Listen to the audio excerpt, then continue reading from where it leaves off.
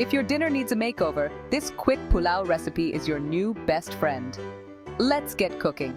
For this easy pulao, you'll need basmati rice, mixed veggies like carrots, peas, and beans, onions, tomatoes, whole spices like cinnamon, cloves, and cardamom, oil or ghee, water, salt, and spices like turmeric and cumin powder.